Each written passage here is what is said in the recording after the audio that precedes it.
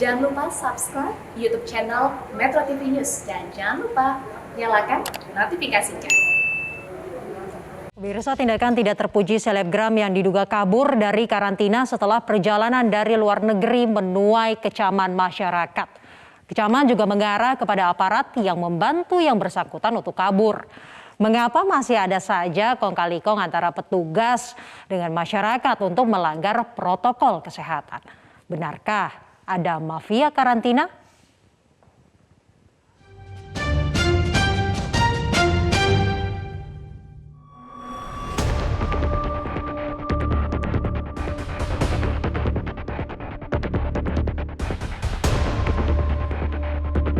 Sebuah narasi unggahan dari orang yang mengaku petugas di Wisma Atlet viral di media sosial. Yang bersangkutan mengaku sebagai orang yang menginput data selebgram Rachel V-nya menjalani isolasi di Wisma Atlet Pademangan. Petugas tersebut mengaku kesal karena Rachel V-nya dengan mudahnya lolos karantina. Unggahan ini diviralkan warganet diantaranya akun @aryajulit. Kasus ini bermula dari kepulangan Rachel V-nya dari Amerika Serikat. Sesuai prosedur, yang bersangkutan harus menjalani karantina selama 8 hari secara berbayar. Rachel V-nya yang diduga sempat akan kabur dari Bandara Soekarno-Hatta menghindari karantina, akhirnya masuk karantina di Wisma Atlet. Namun, baru 3 hari, selebgram berusia 26 tahun ini dikabarkan kabur. Pemerintah telah mengatur warga negara Indonesia yang baru tiba dari luar negeri harus melalui karantina sebelum menuju destinasi masing-masing. Ada 2 macam hotel karantina untuk repatriasi, gratis dan berbayar.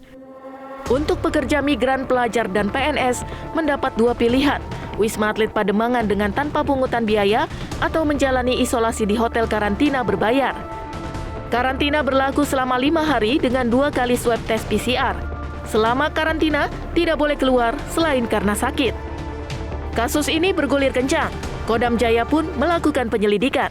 Berdasarkan penyelidikan sementara, diduga ada anggota berinisial FS membantu Rachel untuk kabur dari proses karantina.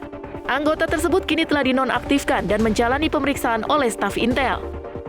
Memang ada oknum dari anggota TNI yang di dalamnya terlibat dalam proses yang dilanggar. Jadi ada pelanggaran protokol kesehatan dilaksanakan oleh anggota TNI. Kasus ini pun menjadi sorotan di masyarakat. Wakil Gubernur DKI Ahmad Riza Patria menyayangkan sikap Rachel. Kita harapkan ya, para telegram bisa menjadi teladan bagi masyarakat, karena telegram itu kan punya follower, pengikut yang banyak, seharusnya menjadi contoh bagi yang lain. Sementara itu, juru bicara Satgas Penanganan COVID-19 Wiku Adhisa Smito menegaskan, kasus ini harus ditindak tegas dengan hukum yang berlaku. Jika ada pihak-pihak yang tidak mengindahkan himbauan untuk karantina, maka dapat dikenakan sanksi sebagaimana yang tertera dalam pasal 14 Undang-Undang Nomor 4 tahun 1984 tentang wabah penyakit menular, dan pasal 93 Undang-Undang Nomor 6 tahun 2018 tentang kekarantinaan kesehatan. Kasus WNI yang meninggalkan masa karantina di Wisma Atlet sebelum waktunya, maka pemerintah memastikan bahwa proses hukum sedang berjalan. Satgas menyebut pelanggar aturan karantina selama masa pandemi COVID-19 akan merujuk pada Undang-Undang Nomor 4 Tahun 1984 tentang wabah penyakit menular dan Undang-Undang Nomor 6 Tahun 2018 tentang kekarantinaan kesehatan. Dalam pasal yang disebutkan, pelanggar yang terbukti dapat dijatuhi hukuman kurungan 1 tahun penjara dan atau pidana denda paling banyak 100 juta rupiah. Melalui Instagram story-nya, Rachel akhirnya meminta maaf atas apa yang ia perbuat. Meski demikian, proses hukum akan tetap dilaksanakan. Kapolda Metro Jaya menyatakan komitmennya untuk mengusut tuntas mafia karantina tanpa pandang bulu. Menurutnya, siapa saja yang terlibat berkaitan dengan mafia karantina kesehatan akan ditindak. Terkait dengan masalah karantina, Polda Metro Jaya akan mengusut tuntas. Ini sebagai jawaban, dalam weekend kemarin banyak yang bertanya kepada saya. Kami akan mengusut tuntas tanpa pandang bulu terhadap siapa saja yang terlibat di dalam mafia karantina.